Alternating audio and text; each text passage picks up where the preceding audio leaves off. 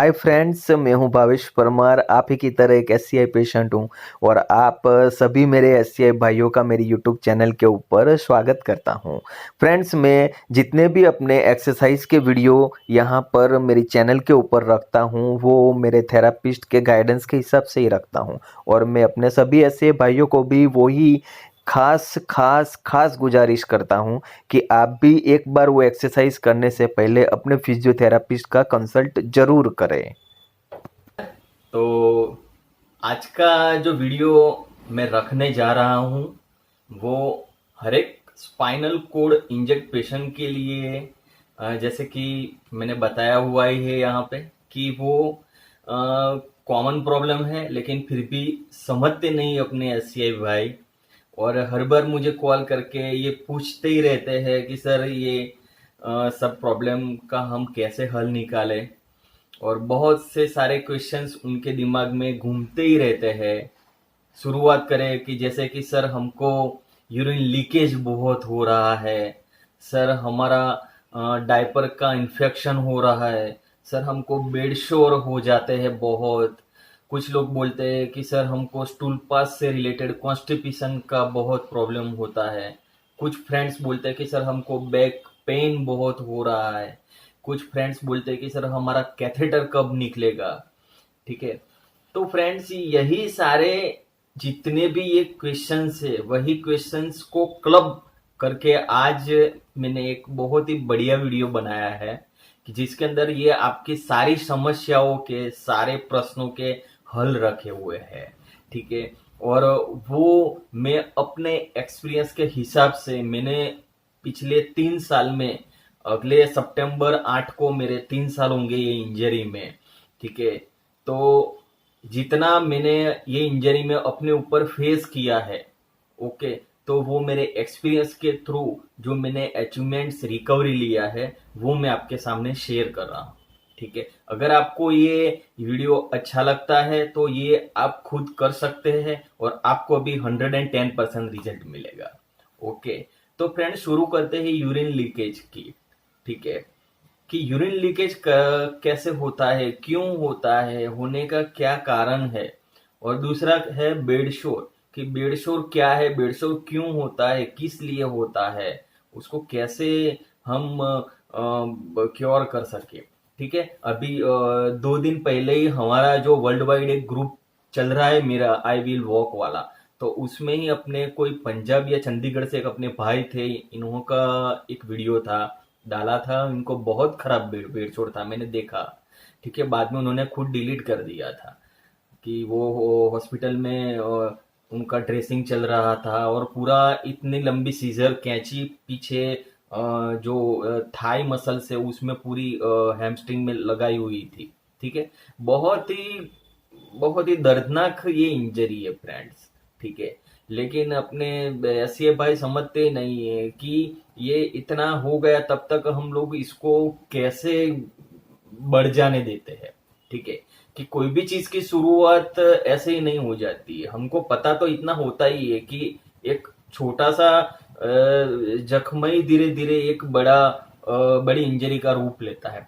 लेकिन जब तक एक छोटा दरार या छोटा जख्म हम उसको आइडेंटिफाई नहीं कर लेते हैं तब तक, और उसको हम क्योर नहीं कर लेते, तो फिर वो बड़ा होने का कोई चांस ही नहीं है। लेकिन अपने भाई समझते नहीं है कि यार इतना हो गया तब तक हमने क्यों इसको नहीं किया है। ठीक है, मैं तो कहता हूँ कि जब भी ऐसा कुछ होता है तो आप तुरंत ही डॉक्टर का कंसल्ट कर लो। ठीक है, अपने आप कोई ऐसे घरेलू उपचार करना मत शुरू कर दो कि जिस वजह से फिर ये इंजरी बहुत बड़ा इंजरी का रूप धारण कर ले, कि जिसको फिर क्योर करना अपने हाथ में ही ना रहे। ठीक है, तो फ्रेंड्स शुरू करते हैं अपने टॉपिक से, लेकिन उसके बीच में मैं 2-3 मिनट अपना थोड़ा शेयर करूंगा यूरिन कंट्रोल और यूरिन नरी मेरा जो लीकेज के प्रॉब्लम्स थे उसके बारे में।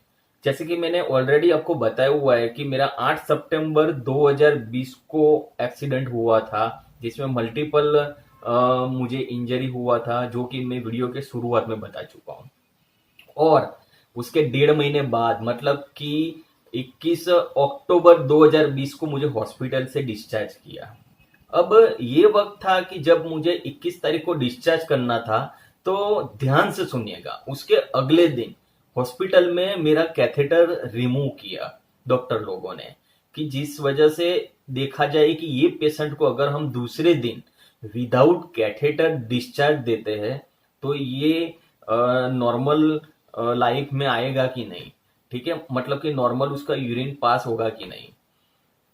तो 20 तारीख को सुबह में 7 बजे मेरा कैथेटर निकाल दिया गया और उसके बाद उन्होंने मुझे अंडर ऑब्जर्वेशन में रखा कि ये पेशेंट को यूरिन आता है कि नहीं। लेकिन 2-3 घंटे हो गए लेकिन सिंगल ड्रॉप यूरिन नहीं आया। ओके। और डॉक्टरों ने फिर बोला कि आप ऐसा करिए कि आप पानी वाटर इनटेक बढ़ाइए, थोड़ा लेमन जूस भी पिए, ऑरेंज जूस पिए, कि जिस वजह से आपके ब्लेडर थोड़ा आपके बॉडी के अंदर वाटर कंटेंट बढ़े और आपका ब्लेडर धीरे धीरे थोड़ा फुल हो, तो जिस वजह से आपको प्रेशर थोड़ा महसूस हो कि मुझे यूरिन पास करना है, और शायद कुछ नहीं तो आपका ब्लेडर फुल होगा तो भी आपके ब्लेडर में से ड्यू टू प्रेशर बाहर आएगा यूरिन, ठीक है। तो ऐसा मैंने वाटर इनटेक 2-3 घंटे बाद शुरू किया कि आधा एक गिलास हर आधे आधे घंटे पे पानी पीना शुरू किया। लेकिन ऐसे कर करके फिर दोपहर को 11-12 बज गए, मतलब कि 4-5 घंटे हो गए, लेकिन फिर भी जरा भी यूरिन मेरा आया नहीं, एक ड्रॉप भी नहीं आया, ठीक है। अब क्या हुआ कि अब मेरे ब्लेडर के ऊपर मुझे ऐसा थोड़ा थोड़ा हल्का सा फील फील होने लगा कि मेरा ब्लेडर फूल हो रहा है, ठीक है। सेंसेशन तो कुछ था नहीं कि जिस वजह से मुझे पता चले कि मेरा ये हो रहा है। ओके। तो क्या हुआ कि अभी ब्लेडर थोड़ा थोड़ा बड़ा होने लगा, तो बड़ा तो होने लगा, लेकिन जब ये चीज ऊपर पेट तक आई, टॉमी तक, तो फिर तब वहां पे तो वो प्रेशर, ब्लेडर का प्रेशर टमी के ऊपर बढ़ाने लगा, नाभि के ऊपर। तो अब मुझे वो दर्द करने लगा, क्योंकि जो खाने का मतलब कि इंटेस्टाइल्स का अंदर जो खाना पड़ा है, तो वो गैस्ट्रिक प्रॉब्लम और ब्लेडर का यूरिन दोनों वजह से मुझे डकार आने लगी, और वो सब, तो उस वजह से मुझे मेरा पेट, ब्लेडर बड़ा होने लगा, पेट का पार्ट। तो अब मुझे दर्द होने लगा 12-1 बजे बाद। तो मैंने डॉक्टर को बोला कि सर अब थोड़ा मुझे दर्द शुरू हुआ है और ये यूरिन निकला नहीं है, 5-6 घंटे ऊपर हो गया। तो उन्होंने बोला कि एक काम करिए, ऐसा हो तो स्वीपर को भेजते हैं हम, आप थोड़ा विजुलाइज करना स्टार्ट करो, ठीक है। तो स्वीपर को भेजा उन्होंने, और स्वीपर ने आकर फिर वो क्या, छोटे बच्चे को जैसे हम बाथरूम कराते हैं, टॉयलेट कराते हैं, ऐसे सीटी बजाना शुरू किया, कि सीटी बजाने से मैं विजुलाइज करूं कि मुझे यूरिन आ रहा है। मैं भी विजुलाइज आंखें बंद करके कर रहा था, ठीक है। तो वो भी ट्राई किया कि सीटी बजाने से शायद आए मेरे को यूरिन का फीलिंग, लेकिन वो भी हुआ नहीं। काफी आधे घंटे तक उसका ट्राई किया। फिर स्वीपर ने दूसरा ट्राई किया कि बाथरूम में गया वो, और बाथरूम में जाके बाल्टी नल के नीचे रखकर नल का पानी ऑन किया हल्का सा, और जो पानी की धार बाल्टी के अंदर गिरती थी और उसकी आवाज आती थी, तो जो आवाज आती थी वो मैं बोला कि आप महसूस करो कि आप यूरिन पास कर रहे हो, ठीक है। और वो वजह से आपको शायद यूरिन करने का फीलिंग आए। तो फिर मैंने वो चीज करना शुरू किया कि शायद उस वजह से मेरे को यूरिन का फीलिंग आ जाए। तो वो भी मैंने काफी आधे घंटे तक वो ट्राई किया, लेकिन उसमें भी मैं सक्सेस नहीं हुआ और थोड़ा मायूस भी हो गया, क्योंकि वो सब करने में 1:30-2 बज गए, ठीक है। अब धीरे धीरे और प्रेशर बढ़ रहा था और दर्द भी हो रहा था मुझे। तो स्वीपर ने बोला कि अब ये 2-3 चीजें तो मेरे को जो सिखाई है वो मैंने किया, अब इससे तो ज्यादा मैं, ऐसा हो तो मैं सर को जाके बोलता हूँ। तो ये सब फ्रेंड मेरे पर जो इम्प्लीमेंट हो रहे थे एक के बाद एक हॉस्पिटल वालों के, वो मेरे लिए काफी कॉम्प्लिकेटेड होते जा रहे थे, क्योंकि वो तो एक्सपीरियंस कर रहे थे लेकिन सहना तो हम पेशेंट को था, ठीक है। ये तो वही के एक्सप्लेन कर सकता है और वही समझ सकता है अभी जो मुझे कुछ सुन रहे हैं, ठीक है। कुछ लोग ऐसे भी होंगे कि ये इन्होंने उनकी कहानी शुरू कर दी, या ये लोग, ये भावेश भाई बोलते बहुत है, लेकिन ये भाई बोलता वही है जिसने सहा है, ठीक है। तो ये चीज है कि मैं ये 6 घंटे तक बैठा रहा विदाउट यूरिन, तो मेरे को लगा कि यार ये बूंद यूरिन निकला नहीं है, अब मैं क्या करूंगा। ठीक है, और मैं विजुलाइज भी कर रहा था, मैं फील करने की कोशिश कर रहा था, लेकिन सब मेरे को परेशानी कर रहे थे।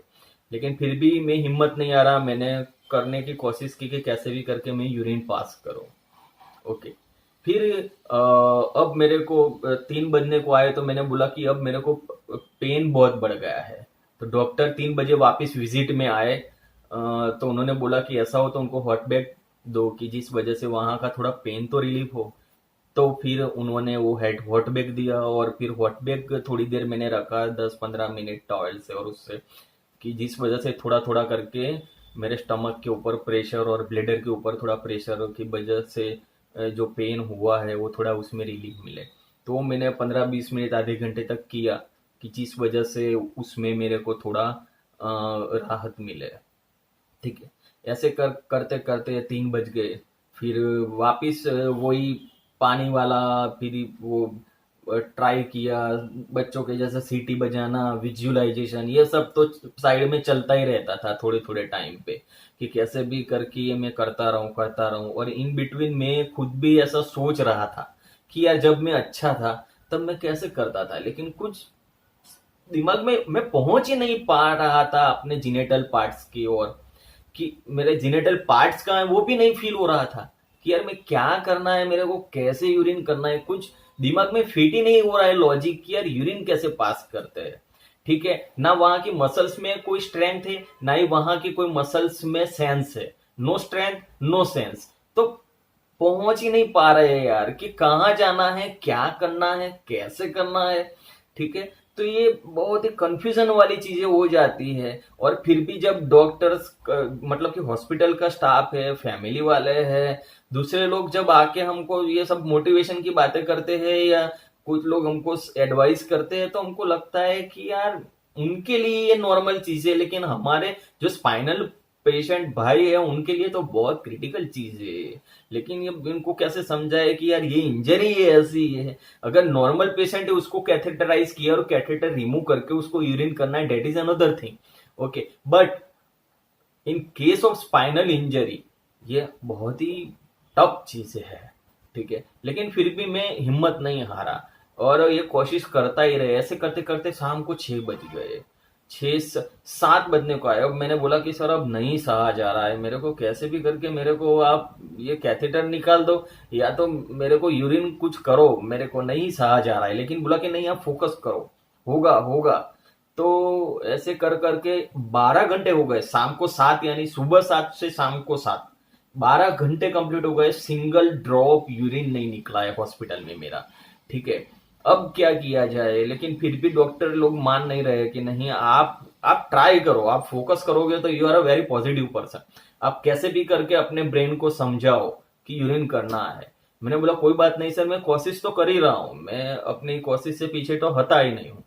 ठीक है, और मैं आप सभी फ्रेंड को भी वही नसीहत दूंगा, वही एडवाइस करूंगा, कि आप भी कभी भी जिंदगी में अपनी जो ये स्टेज पे चल रहे हैं हम, हिम्मत मत हारना। आज मैं कोशिश की जगह पे रुका नहीं हूं, कोशिश न करने की जगह पे रुका नहीं, उस वजह से ही आज मैं यहाँ पे हूँ, और उस वजह से ही मैं आपको भी मैं सिखा रहा हूँ, समझा रहा हूँ। ठीक है, तो दोस्तों मैं हिम्मत नहीं हारा। 12 घंटे मैंने जो सहा है वो तो मैं ही जानता हूँ, आंखों में आंसू आ रहे थे, लेकिन फिर भी मैं कंटिन्यूस रहा पूरे डेडिकेशन के साथ, कि मैं करूंगा, मैं यूरिन करूंगा, मैं यूरिन करूंगा, मुझे यूरिन आएगा आएगा। तो एक दिमाग, मतलब कि एक और ऐसा फील हो रहा था कि यार कैसे आएगा, क्यों, कैसे, लेकिन फिर भी मैं समझा रहा था ब्रेन को भी आएगा।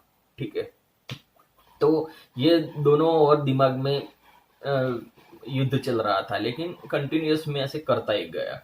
फिर क्या हुआ कि फिर मैंने 8-9 बज गए, तो वो वापिस वही एक्सरसाइज के लिए बोला, कि ऐसा हो तो थोड़ा आप जो यूरिन जो कंट्रोल की एक्सरसाइज है, थोड़ा एयर लेना वगैरह करो, ब्लेडर के ऊपर थोड़ा प्रेशर। मैंने बोला सर अब ये सब तो मेरे से होगा ही नहीं, क्योंकि अब हवा खींचना, अब सांस लेना भी तकलीफ वाला है, कि सांस भी धीरे धीरे ले रहा था, क्योंकि ज्यादा जोर से सांस लेते हैं अंदर तो भी प्रेशर आता है स्टमक के ऊपर, स्टमक ज्यादा फूलता है। तो तो ये नहीं है। तो फिर 9 बजे मेरा सोनोग्राफी किया, और सोनोग्राफी किया तो पता चला कि अंदर 900 ml प्लस यूरिन पड़ा है ब्लेडर में, ब्लेडर पूरा फुल हो गया है। ठीक है। तो वो बोले कि अब तो ये पेशेंट को कैसे भी करके उसको यूरिन ये करना पड़ेगा, लेकिन फिर भी आप एक बार मेडिटेशन ट्राई करो लास्ट में। ठीक है, ब्रेन को शांत करके, चाहे कितना भी दर्द हो। तो फिर मैंने 10 बजे मेडिटेशन स्टार्ट किया। तो आधे पौने घंटे तक मैंने यूनिवर्सल मेडिटेशन किया। मेडिटेशन करते करते करते मैं गया, बहुत मेडिटेशन किया, तो थोड़ा सा यूरिन जैसा हाफ ड्रॉप जैसा आया। लेकिन वो that is not a initiate मतलब कि सफिशिएंट, वो नहीं था वो यूरिन फ्लो की, वो तो आधा ड्रॉप जैसा कुछ गीला गीला सा फील हुआ कि कुछ निकला जीनेटल पार्ट से। तो बट उसके सामने दर्द इंटेंस हो गया था। फिर मैंने डॉक्टर्स को बोल दिया कि सर अब प्लीज, अब मेरे से नहीं सहा जाएगा, क्योंकि ये तो ओवर हो गया है, 17 घंटे हो गए हैं, अब तो कुछ भी करो। फिर उन्होंने मुझे कैथेटर कर दिया 11 बजे, और तकरीबन 950 ml प्लस यूरिन निकाला मेरे ब्लेडर से। तब मुझे इतना रिलीफ फील हुआ। फिर डॉक्टर ने बोला कि ये पेशेंट को इंजरी ऐसी है कि उसको कैथेटर के साथ ही डिस्चार्ज देना पड़ेगा। उसको जरा भी यूरिन आता नहीं है, ना उसको फीलिंग है कुछ, तो इनको हमको कैथेटर करके ही भेजना पड़ेगा। तो फिर दूसरे दिन 21 अक्टूबर 2020 को फ्रेंड्स मुझे कैथेटर के साथ हॉस्पिटल से डिस्चार्ज दिया। तो ये थी शुरू में फ्रेंड्स 5-10 मिनट मेरी कहानी कि ये मैं कैसे कैथेटर से आया। अब मैं समझ गया था फ्रेंड। अब जो दूसरे स्पाइनल कोड इंजर्ड अपने भाई है, कि जो हर बार क्वेश्चन करते रहते हैं कि सर हम एक्सरसाइज की शुरुआत कहाँ से करें, स्पाइनल कोड इंजरी है, मुझे ये लेवल की इंजरी है, मेरा को कंप्लीट इंजरी, कोई बोलता है मेरे को इनकम्प्लीट इंजरी है। तो सबसे पहले फ्रेंड, स्पाइनल कोड इंजरी में आपको शुरू करना है तो वो है आपके कैथेटर रिमूवल प्रोसेस। आपको कैथेटर ही निकालना है कैसे भी करके, क्योंकि आप कोई भी एक्सरसाइज करने जाओगे, वेदर इट इज आपकी प्रोन की एक्सरसाइज है, साइड वे की एक्सरसाइज है, बेड मोबिलिटी की है, व्हीलचेयर मोबिलिटी की है, ठीक है, तो ये सारी एक्सरसाइज में आपको परेशान करेगा आपका कैथेटर। ठीक है।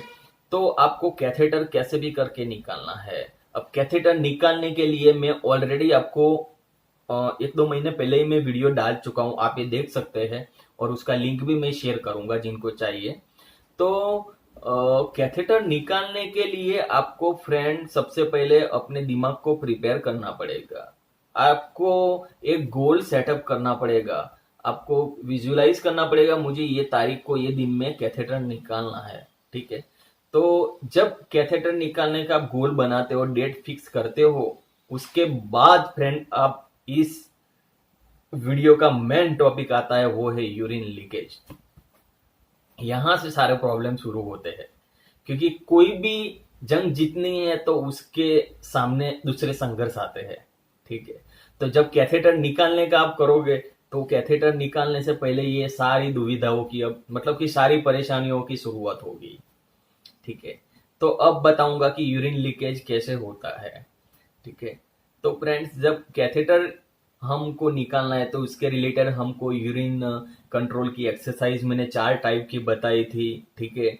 कि जिसमें हमको कैसे ब्रीथ इन ब्रीथ आउट ब्रीथ इन करना है, उसकी एक्सरसाइज थी, कीगल एक्सरसाइज थी, कैथेटर ब्लॉक की एक्सरसाइज थी। खैर यूरिन स्टिमुलेशन से तो यूरिन लीकेज नहीं होगा, लेकिन ये 3 एक्सरसाइज ऐसी है कि जिससे आपको यूरिन लीक होगा। ठीक है। क्यों होगा? क्योंकि वो तीनों एक्सरसाइज में आपके ब्लेडर के ऊपर प्रेशर आएगा, डायरेक्टली प्रेशर आएगा। ठीक, जब क्योंकि मैंने जैसे कि बताया था मेरे खुद के एक्सपीरियंस में कि जब हम ब्रीथ इन करते हैं तो ब्रीथ इन करते वक्त हमारे ब्लेडर के ऊपर प्रेशर जाता है स्टमक के थ्रू। ठीक है। तो जब स्टमक के थ्रू ब्लेडर को वो प्रेशर जाएगा तो आपका यूरिन लीक होगा, आपके यूरेथ्रा में से, जेनिटल पार्ट्स में से यूरिन बाहर आएगा। ठीक है। वैसे ही कीगल एक्सरसाइज करोगे तो कीगल एक्सरसाइज में भी जब आप ब्रीजिंग करोगे या पेल्विक मतलब कि प्रॉन करके एक्सरसाइज कोई कर रहे हो, दूसरे टाइप की कोई कीगल एक्सरसाइज कर रहे हो, कीगल एक्सरसाइज के भी मैंने ऑलरेडी ये आप देख सकते हैं, जिस मैंने वीडियो रखा हुआ है ऐसे, इसकी भी मैं लिंक शेयर करूंगा जो फ्रेंड्स को चाहिए, ठीक है। तो वो सारी एक्सरसाइज में भी ब्लेडर के ऊपर प्रेशर जाता है, डायरेक्टली ही जाता है प्रेशर, तो उस वक्त भी आपका यूरिन लीक होता है, ठीक है। और तीसरा है जो है मेन कैथेटर ब्लॉक एक्सरसाइज, कि इसमें सबसे ज्यादा आपका यूरिन लीक होगा।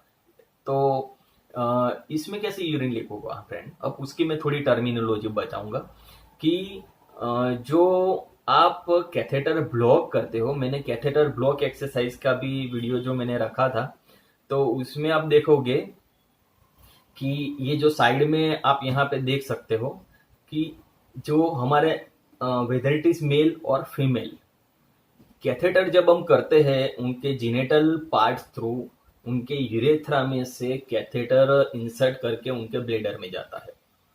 अब फ्रेंड्स, कैथेटर एक ऐसी डिवाइस है कि उसके वन एंड पे दो पाइप एंड होते हैं और दूसरे एंड पे एक होल एंड बलून होता है।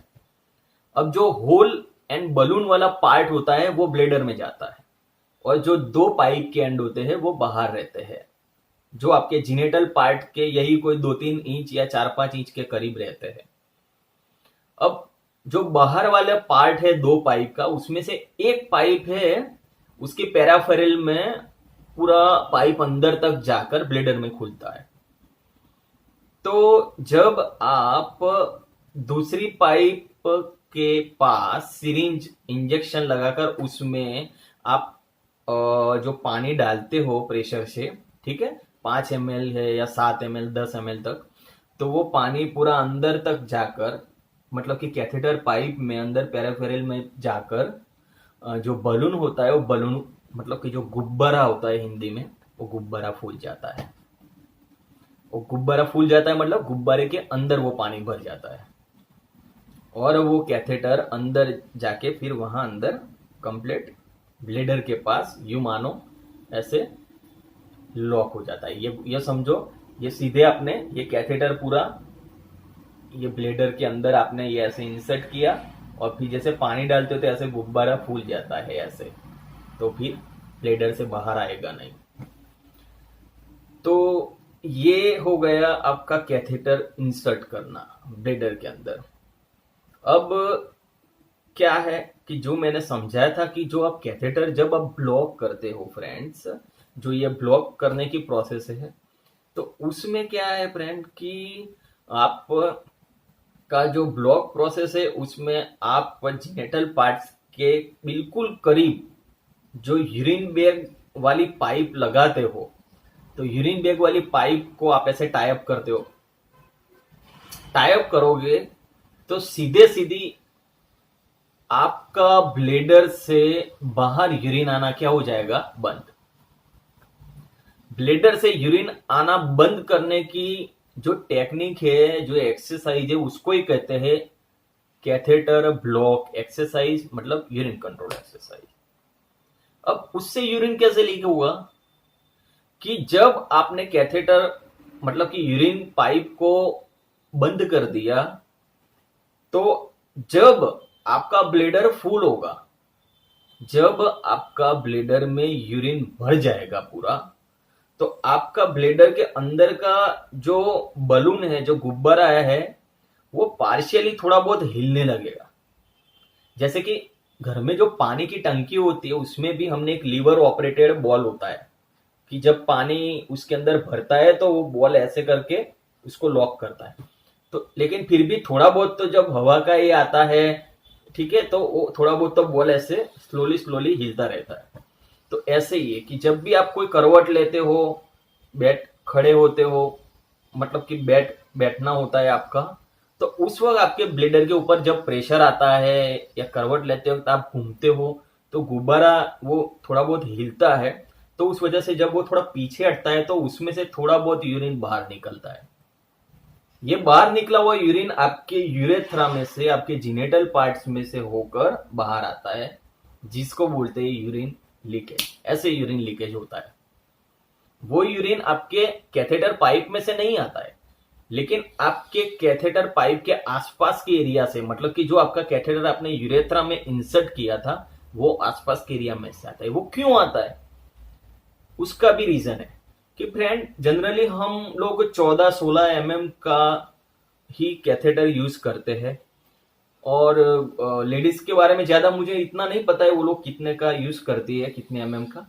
बट जो हम यूज करते हैं, तो कुछ अपने भी फ्रेंड्स ऐसे होंगे जो 5-6 महीने से यूज करते हैं, कुछ 1-2 साल से, कुछ 4-5 साल। मेरे पे तो कॉल आते हैं, ऐसे भी है कि जिनको 45 साल से कैथेटर है। मैंने अपने पिछले वीडियो में भी बोला था, उन्होंने मुझे सामने से कॉल करके बताया था कि भाई मेरे को कैसे, मैं परेशान हो गया हूँ, 45 साल से है कैथेटर। और वो भी कैथेटर उनके अब जीनेटल पार्ट से, उनके स्क्वाट्रम से इंसर्ट किया हुआ है, स्क्वाट्रम से होल कर। तो फ्रेंड्स ऐसी तकलीफें है। तो ये जो कैथेटर इंसर्ट की प्रोसेस है पूरी, और जो बाहर निकलने की प्रोसेस है, उसके बीच में जो जगह रह जाती है, ठीक है, तो बार बार इंसर्ट आउट इन आउट करने की वजह से आपका जो जीनेटल पार्ट का जो मतलब कि जो यूरेथ्रा, जो नली है पेशाब की, वो थोड़ी बड़ी हो जाती है।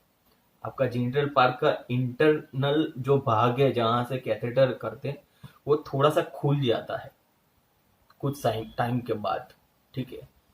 तो उस वजह से थोड़ा कैथेटर ढीला हो जाता है। जब शुरू में आप कैथेटर इंसर्ट करते थे तो आपको जेली ऐसे लगानी पड़ती थी, ठीक है, थोड़ी ज्यादा जेली लगानी पड़ती थी। लेकिन जैसे जैसे थोड़ा वक्त जाएगा, फिर आपको कैथेटर थोड़ा खुल जाएगा, ऐसे ऐसे इजीली इन आउट होने लगेगा।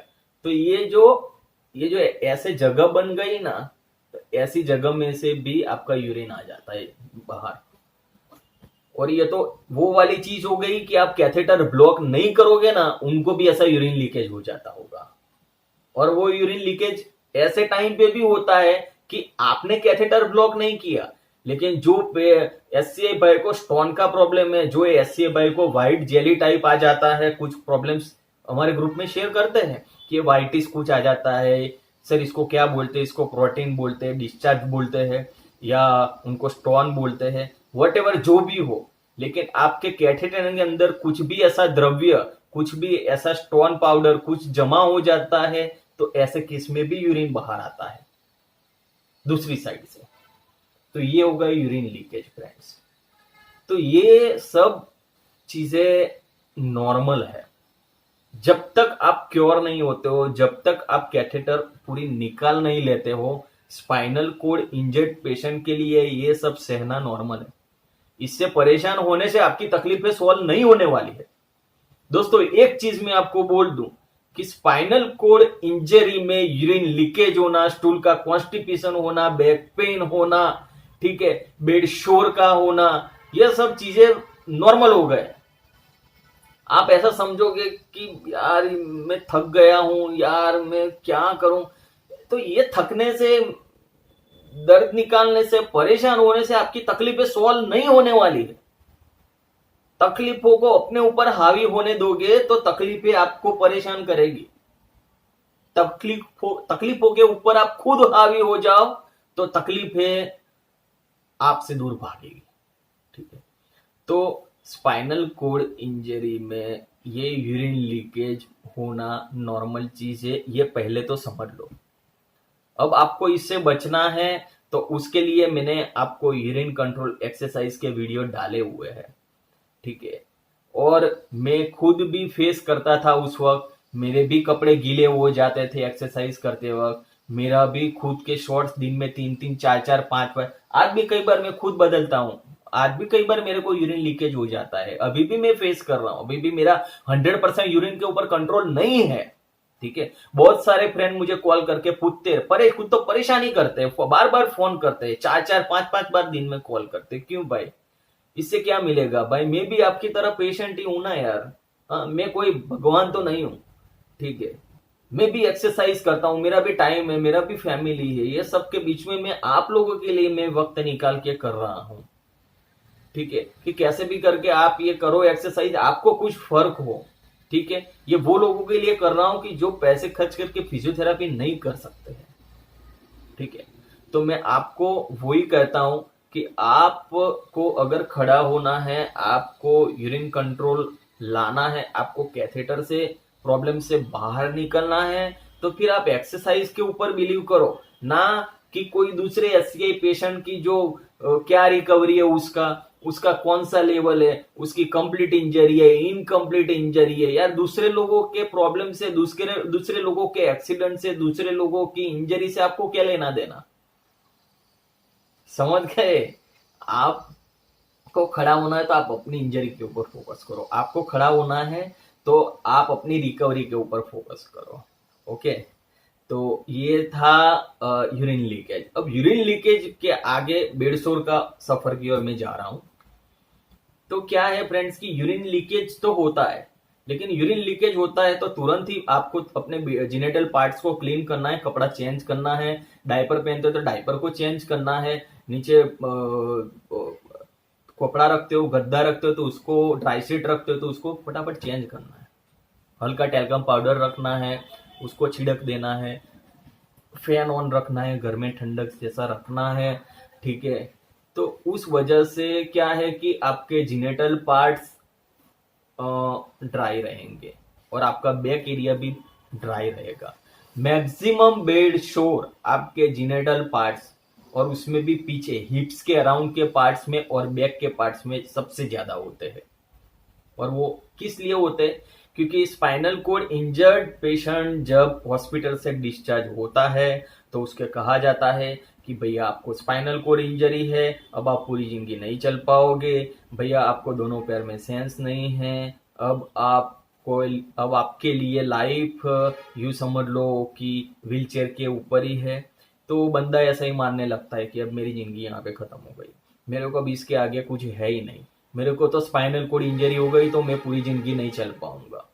ठीक है, तो उसी वक्त से एक्सरसाइज करना बंद कर देता है। मेरे पे ऐसे फ्रेंड्स के भी कॉल आते हैं जो बोलते हैं कि सर हमारे इंजरी को 3 साल हो गए, हमको किसी ने बताया नहीं कि फिजियोथेरापी क्या है। ऐसे फ्रेंड के कॉल आते हैं जो बोलते हैं कि सर एक्सरसाइज से क्या वाकई में रिकवरी आती है। ऐसे फ्रेंड्स के कॉल आते हैं जो बोलते हैं कि सर फिजियोथेरापी एक्सरसाइज करेंगे तो क्या उससे हम खड़े होंगे। तो फ्रेंड्स ये सोचिए कि अभी के किसी का फंडा ही पूरा विजन ही क्लियर नहीं है। और आप देखिए अभी तो वीडियो लोग यूट्यूब के अपने चैनल बनाकर वीडियो रख रहे हैं, अपने रिकवरी दिखा रहे हैं। ठीक है, तो आपको पता चल रहा है ना कि वाकई में स्पाइनल कोड इंजरी से हम खड़े हो सकते हैं, 110% खड़े हो सकते हैं, लेकिन उसके लिए एक्सरसाइज करना पड़ता है। हाँ, एक टाइम था कि मैं खुद मरा पड़ा था, मैंने खुद ने भी ऐसा देखा था, अपने बाजू है, अपने हाथ पैर सब कुछ, अपना हाथ, ये बाल भी मेरे गिर गए थे, ये भी बाल नहीं थे मेरे। ठीक है, पूरा बुड्ढे जैसा मैं हो गया था, ऐसा हाल था मेरा। तो क्या मैंने वो वक्त है उसको मैंने एक्सेप्ट किया? नहीं, कभी नहीं। और उसकी बदौलत है वो हार्डवर्क, वो एक्सरसाइज, मैंने दूसरे दिन ही मेरा बर्थडे था, 21 अक्टूबर और 22 अक्टूबर को मेरा बर्थडे था, दूसरे दिन से मैंने एक्सरसाइज स्टार्ट किया। तो वापिस मैं टॉपिक के ऊपर आता हूं कि फ्रेंड ये जो बेड शोर इसीलिए होता है कि आप सबसे पहले तो आप स्वच्छता नहीं रखते हो। आपका बेड नीट एंड क्लीन होना चाहिए। भले ही आप गांव की खटिया में लेटे हो, आपके जो खटिया के ऊपर टूटी फूटी गद्दा रखा हो, लेकिन वो भी उसको धुलवा के रखा करो, उसको भी हर 2-3 दिन में पानी से पूरा साफ करो। भले आपके घर पे साबुन नहीं हो तो साफ करके गांव पे सुखा दो, लकड़े के ऊपर बाहर रस्सी बांध कर। हर 2-3 दिन गद्दा तो चेंज कर सकते हो ना। गद्दा तो ऐसा तो नहीं, कोई गरीब होगा ही नहीं कि जिसके घर पे गद्दा 1-2 गद्दे ना हो चेंज करने के लिए। तो आपको सोने के लिए गद्दे तो आप चेंज कर सकते हो ना। आपको 2 कपड़े तो मिलते होंगे ना, 2 कपड़े तो आप अच्छे डेली चेंज कर सकते हो, दिन में 2 बार कपड़े चेंज करो। हर रोज नहाना रखो, आप नहाने का अरेंजमेंट करो। बहुत अपने स्पाइनल कोड इंजर्ड भाई है, नहाने के लकड़े का सीटिंग बनाते हैं और खड़े खड़े नहाते हैं। मैंने ऐसे स्पाइनल कोड इंजर्ड पेशेंट भाई, मैं उनको देखकर मोटिवेट हुआ हूं। ऐसे भी भाई है, गांव के एरिया में रहते हैं, झोपड़ी में रहते हैं और लकड़े का ऐसा पूरा स्ट्रक्चर बनाया है बांध कर, लकड़े और रस्सी से। ऐसा कोई जरूरी नहीं है कि हाई प्रोफाइल वेस्टर्न स्टाइल के बाथरूम हो, कमोड वाली सीट और उसमें स्टील वाली बढ़िया 2-4 हजार 10,000 की सीट के बैठकर ना हो आप। दैट इज नॉट, कोई जरूरी नहीं है। आप कहीं पर भी अपने बॉडी को नीट एंड क्लीन रखो। आपका बॉडी दिन में 1 बार पानी से धुलेगा तो आपके बॉडी के ऊपर जो भी जम्स होंगे सारे क्लीन हो जाएंगे। कोई साबु लगाने की जरूर नहीं है, कोई साबु खरीदने की भी जरूर नहीं है। अच्छे नीट एंड क्लीन पानी से बॉडी को क्लीन रखो, बहुत हो गया। ठीक है, जितना आपका शरीर साफ रहेगा, जितना आपके कपड़े साफ रहेंगे, जितना आपका बेड साफ रहेगा, उतने बेडशोर नहीं होंगे ही नहीं, कभी नहीं होंगे। अब जो चीज होगी नहीं तो फिर उसकी रिकवरी की बातें क्यों करेंगे हम? मेन चीज यही है। लेकिन क्या है कि सबसे पहले तो शुरुआत कहां से होती है कि लोग हिम्मत हार जाते, एक्सरसाइज नहीं करते, बेड के ऊपर लेटे ही रहते। लेटे ही रहेंगे तो यूरिन का, स्टूल का सब प्रोसेस बेड के ऊपर। जब लेटे रहेंगे तो उस वजह से नीचे का पूरा जो बैक का पार्ट आता है, वो बैक का पार्ट गरम होता। आप सोचो, नॉर्मल आदमी होता है ऐसे भी बेड के ऊपर आधे घंटे लेटा रहेगा तो पूरा गरम पसीने से तरबतर हो जाएगा। और स्पाइनल पेशेंट है, उसको तो कोई मूवमेंट ही नहीं होता, तो 24 घंटे पड़ा रहेगा। मेरे को देखो, मैं खुद यहां 4 दीवार में रहता हूं। जब एक्सरसाइज के टाइम पे मैं खड़ा होता हूं तो ये पूरा भीग जाता है, जबकि मैं इतना रिकवरी लाया हूं। तो सोचो कि जो लोग कोई एक्सरसाइज ही नहीं करते तो उनका क्या हाल होता होगा। अब गरम बॉडी हो गया नीचे, उसके अंदर आपका पसीना पड़ा, उसके अंदर आपका यूरिन पड़ा, कुछ स्टूल के पार्ट पड़े क्योंकि स्टूल ठीक से क्लीन नहीं किया है। ठीक है, तो क्या होगा? और सबसे एंड चीज, आप जीनेटल पार्ट से वहां पे आपको हेयर रिमूव करना है। ठीक है, नहीं आता है तो मिरर लेके करो, मिरर लेके नहीं आता है तो वाइफ की हेल्प लो, वाइफ है तो हस्बैंड की हेल्प लो, हस्बैंड है तो वाइफ की, एक दूसरे की हेल्प लेकर करो, वहां से हेयर रिमूव करो। कुछ लोग हेयर रिमूव नहीं करते, उस वजह से वहां स्टूल आप प्रॉपरली क्लीन नहीं कर पाते, वो स्टूल के पार्ट्स कुछ रह जाते हैं और वो जम्स के रूप में ट्रांसफर होते हैं, प्रोड्यूस होते हैं। तो आपके जीनेट पीछे का जो हिप्स का पोर्शन है वो पूरा हेयर से क्लीन रखना है। ठीक है, अगर वो आप हेयर से क्लीन नहीं रखोगे तो क्या होगा? वहां पे ऑलरेडी स्टूल पड़ा ही रहेगा, वो ठीक से आप कैसे भी करके, कितना भी कॉटन रू लगाकर, गीला कपड़ा से कुछ भी करने की कोशिश करोगे, लेकिन फिर भी आपका जो हिप्स के बीच में जो एनस का पार्ट है, जहां से आपका स्टूल बाहर आता है, वो एनस का डिजाइन कोई गोलाई नहीं होता है, वो पूरा अंदर ऐसे सिकड़ा हुआ होता है। ठीक है, तो उसके बीच में ऐसी ऐसी छोटी चमड़ी होती है, और वो चमड़ी जब स्टूल निकलता है तब वो पूरा ऐसा खुलता है, लेकिन जब स्टूल निकलना ऐसा बंद होता है तो वो सिकुड़ जाती है, तो उसके बीच में स्टूल फंस जाता है। तो मैं पूरी आपको टर्मिनोलॉजी बता रहा हूं। अब यहाँ पे आप साफ करोगे तो ये ऊपर से साफ होगा आपका एनस का पार्ट, लेकिन ये जो बीच में जो पार्ट है, यहाँ पे कौन क्लीन करेगा? अब यहाँ पे सारे बाल का ग्रोथ है, हेयर का ग्रोथ है, तो कैसे वहां पे आपका स्टूल पूरा क्लीन होगा? नहीं होगा स्टूल का पार्ट। तो ये सब चीजों की वजह से आपको फ्रेंड हो जाता है। तो बेड शोर होने के मेन 2 रीजन है कि एक्सरसाइज ना करना, आपको बेड के ऊपर पड़े रहना, खुद साफ सुथरा ना रहना। अब फ्रेंड, अगर बेड शोर हो ही गया, लेकिन ऐसी सर्कमस्टेंसेस में भी अगर हो गया तो क्या करेंगे? अगर आपको बेड शोर हो ही गया है तो देखो, आइडिया उसको डेली आप जब नहाने जाते हो तो अपने आप के पीछे के पार्ट को हमेशा मिरर लेकर देखा करो। हमेशा उल्टा घर में लेटो दिन में 10-15 मिनट, और घर में जो भी आपको देखते हो ऐसे ट्रांसफर, मतलब कि जो भी आपको घर में विदाउट क्लोथ देखते हो, या तो आपके होम केयर वाले हो, हस्बैंड को वाइफ, या वाइफ को हस्बैंड, या आपके फादर हो या आपके ब्रदर हो, ठीक है, या आपकी सिस्टर, अगर लड़की है छोटी बहन को हुआ है, छोटी बहन, बड़ी बहन, तो मतलब कि जो भी अल्टरनेट आपको विदाउट क्लोथ देख सकता हो तो उनको बोलो कि आपके पीछे के पार्ट में कोई छोटी सी फोल्ली, ऐसा कोई छोटा सा दाग, कुछ छिला हुआ पार्ट तो नहीं है। क्योंकि जब हम बेड मोबिलिटी करते हैं, जब हम व्हीलचेयर की मोबिलिटी करते हैं, तो उस वक्त भी हमको कुछ ना कुछ ऐसे पीछे लग जाता है। पीछे सेंस नहीं है, जब सेंस नहीं है तो अब हमको पता ही नहीं चलेगा ना कि हमको क्या हुआ है, क्या लगा है, कुछ महसूस ही नहीं होगा। तो ऐसे केस में हम क्या करेंगे? तो बेड शोर इसीलिए होता है, छोटी सी खरोच, छोटी सी फोल्ली, वो ही धीरे धीरे एक बड़ा रूप लेती है। मेरे को भी कभी कभी बहुत बड़ी हो जाती है।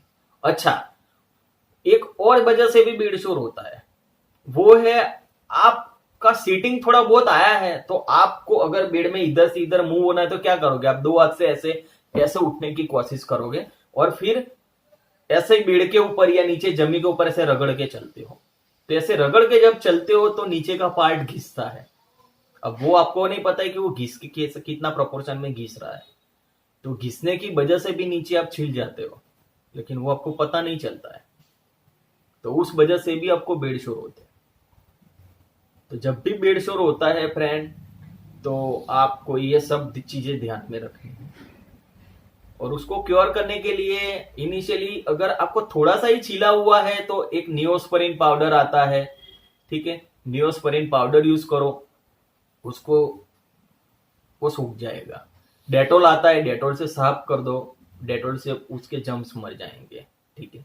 अगर बेडशोर थोड़े और बड़े प्रोपोर्शन में है तो उसके ऊपर आइसिंग करो। आइसिंग करने से भी वो धीरे धीरे क्योर होने लगेगा। और आइसिंग करने के बाद उसके ऊपर पाउडर छिड़क दो और एक बीटाडीन जेल आती है, ठीक है, तो बीटाडीन जेल ला दो घर पे और फिर आइसिंग करने के बाद वो बेडशोर का पार्ट सूख जाए फिर उसके ऊपर वो जेल लगा दो। तो कम से कम 2-4 दिन में, एक हफ्ते में आपको बेड शोर। लेकिन हाँ, अगर बेड शोर छीलने जैसे की जगह पे अब उसके अंदर घाव, मतलब कि वो डीप होने लगा है, तो फिर वो डॉक्टर के पास जाओ आप, ठीक है। क्योंकि अगर इनिशियल शुरुआत है और आपसे मिट सकता है तब तक तो वो ठीक है, लेकिन जब वो बड़ा रूप लेता है तो फिर डॉक्टर से मिलना, कोई अच्छे फिजिशियन को दिखाना बहुत जरूरी होता है। और धीरे धीरे फिर उनसे भी नहीं क्योर होता है तो फिर लास्ट में आपको प्लास्टिक सर्जन से मिलना ही पड़ता है और उसको मिटाना ही पड़ता है। क्यों? कि अगर बेडशोर को आपने प्रॉपर क्योर नहीं कराया तो वो आपको मार डालेगा। क्योंकि स्पाइनल इंजरी का लास्ट स्टेज बेडशोर है। क्योंकि एक बार आपको बेडशोर हो गया तो आपको उल्टा ही लेटे रहना पड़ेगा। ना आप एक्सरसाइज कर पाओगे, ना ठीक से खा पाओगे, ना प्रॉपर यूरिन स्टूल कर पाओगे। आपकी सारी एक्टिविटी स्टॉप हो जाएगी, सारी आपकी रिकवरी इतने सालों तक ली सब स्टॉप हो जाएगी। मैं आपको घबरा नहीं रहा हूं, लेकिन आपको चेतावनी दे रहा हूं कि बेडशोर होने से ये सब होता है। और जितने भी अपने एससीआई फ्रेंड है जिन्होंने अब तक, मैं कम से कम 12-15 ग्रुप से 12-15 ग्रुप से मैं जुड़ा हुआ हूं, बहुत रोज कोई ना कोई बेडशोर का उसके अंदर फोटो डालते रहते हैं, ठीक है। तो आप देखो कितने बड़े बड़े बेडशोर हो जाते हैं, तो अब तक वो क्या करते हैं। और उनसे एक बार फोन करके पूछो कि अभी वो क्या महसूस कर रहे हैं। सबका एक ही कहना होगा कि हमने शुरू में ध्यान दिया होगा तो अच्छा। आज अभी हम उसकी वजह से एक्सरसाइज नहीं कर पाते, हम ठीक से खा पी नहीं पा रहे हैं, परिवार वालों को उनसे थोड़ा वो आने लगी है। कौन ये करेगा यार। तो मेरा आपको कहने का मतलब है कि कोई भी चीज है शुरू में ये होती है, लेकिन फिर बाद में धीरे धीरे जब वो बड़ी हो जाती है तो फिर उसको क्योर करना, उसको सही करना बहुत तकलीफें दे देता है, ठीक है। तो बेडशोर का लास्ट इलाज यही है कि आपको प्लास्टिक सर्जरी करवानी पड़ती है। तो मैं सबसे हाथ जोड़ के विनती करता हूं कि आप मेरे जितने भी फ्रेंड है, कोई ये मुकाम तक तो ना ही पहुंचो कि आप लोगों को ये प्लास्टिक सर्जरी तक पहुंच ना पाए। और इसीलिए मैं कहता हूं कि सबसे पहले तो अपने आप को इतना रेडी कर दो कि भले ही मेरे को ये इंजरी हुई है, लेकिन मैं इंजरी में खड़े होके दिखाऊंगा। उसके लिए मैं अपने आप को साफ सुथरा रखूंगा, उसके लिए मैं एक्सरसाइज करूंगा, बस और कुछ नहीं। तो फ्रेंड्स, आज का जो मेरा वीडियो का मेन टॉपिक था यूरिन लीकेज एंड बेडशोर, वो आपको पूरी तरीके से समझ में आया होगा, ठीक है। और अगर आपको यह समझ में आया हो तो प्लीज वापिस मैं आपको हाथ जोड़ता हूं, ठीक है। इसको फॉलो करिएगा फ्रेंड, क्योंकि ये हम बहुत मुश्किल से मैं वीडियो बनाता हूँ, बहुत मुश्किल से इसको एडिट करता हूँ। ये मेरे एक्सरसाइज का देखिए अभी 1 घंटा हो जाएगा ये वीडियो बनने के बाद, फिर उसको एडिट करने में 1-2 घंटा हो जाएगा। मैं दिन के ये 2-3 घंटे हो जाते हैं आप लोगों के लिए ये करने में, ठीक है। और बनाने के बाद भी फ्रेंड मुझे सब मैसेज डालते रहते हैं, ठीक है, कि सर ये क्या करें, फोन करते रहते हैं। तो मैं कहता हूँ कि यार ग्रुप बनाए हुए थे, फिर ग्रुप में आप अपना वॉइस मैसेज छोड़ दो, क्योंकि मेरा भी एक्सरसाइज का टाइम रहता है, मैं बार बार बोलता रहता हूँ। प्लीज अगर आपको किसी को भी अगर प्रॉब्लम है तो ये देखिए, ऐसे आप अपना नाम, जो आपका एज या क्या इंजरी हुआ है आपको, आपका इंजरी का लेवल क्या है, आपकी करंट रिकवरी का है, ये सब आप में जो ये डिटेल्स भर के मुझे व्हाट्सअप कर दो, और उसके अंदर वॉइस मैसेज में आपको वॉइस मैसेज से रिप्लाई दे दूंगा, है ना। तो ठीक है फ्रेंड्स, तो बस ऐसे ही देखते रहिए हमारे वीडियो, इससे आपको काफी मोटिवेशन मिलेगा, सीखने को मिलेगा। और हाँ, सीखने को मिल रहा है, आपको लगता है कि आपको रिकवरी आएगा, तो आप अपने फिजियोथेरापिस्ट का एडवाइस लेकर ये जरूर करिएगा। ओके। और लास्ट में आप सभी फ्रेंड्स को मेरा एक ही मैसेज कि हौसला कभी मत हारिएगा। आप सबको मेरा बेस्ट ऑफ लक।